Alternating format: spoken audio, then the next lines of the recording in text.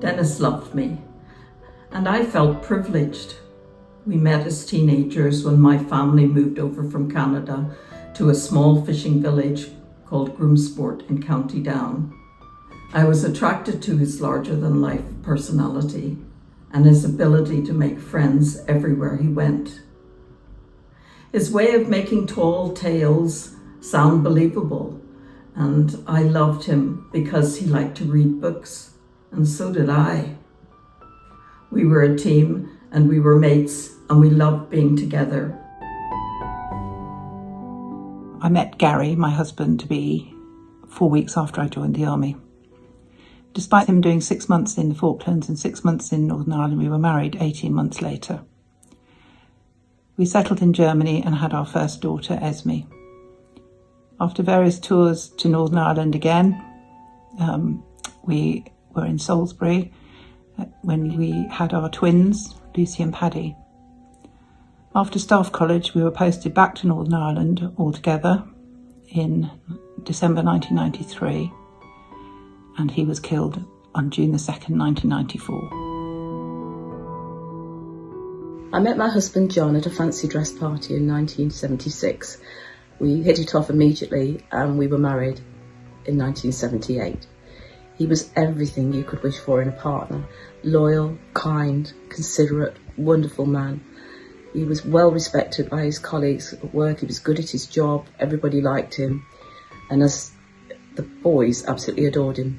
And as such, he was such a good role model for the children. Our parents, Brian and Anne, grew up in the same area of East Belfast. They met as teenagers when Dad taught Mum to drive.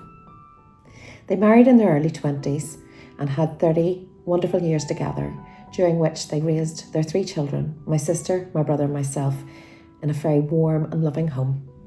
Mum and Dad obviously adored each other. They weren't once for Valentine's Day though, and I don't know what they would say in this video. But they did teach us a lot about love and marriage, and that it can't always be hearts and flowers. Mum and Dad faced a lot of challenges together, mainly due to Dad's job as an RUC officer during the Troubles in Belfast. But they worked through everything together and they enjoyed a lot of fun and laughter in the good times, of which there were many.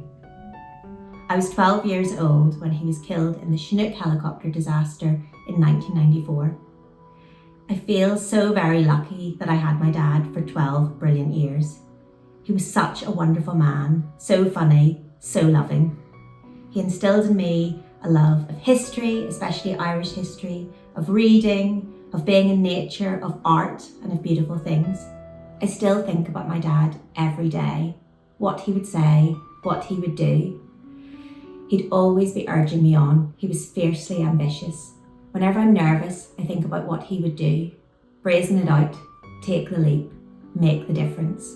He died viciously on the side of a cliff face, and it wasn't even on his own island, and our lives were shattered. I lost him. His children lost him. His wider family and his friends lost him. A bright star that had lit up all our lives.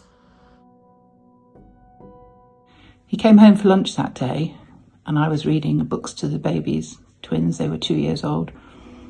I said, "What can I have for lunch?" And I said, "There's some beans in the cupboard." He had beans on toast at his last meal.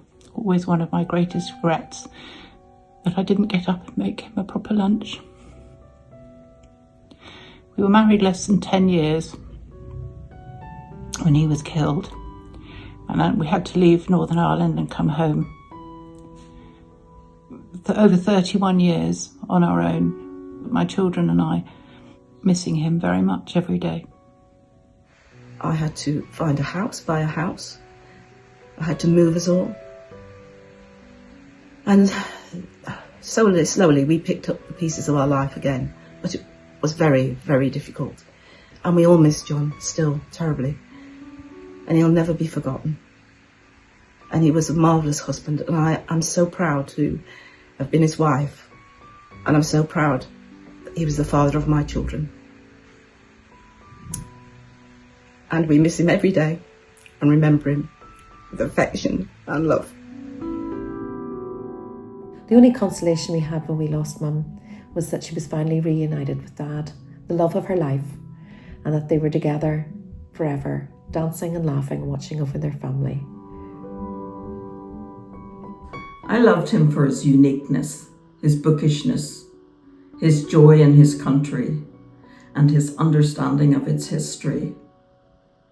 And I loved him because he loved me back. Happy Valentine's Day, Dennis, from all of us, wherever you are.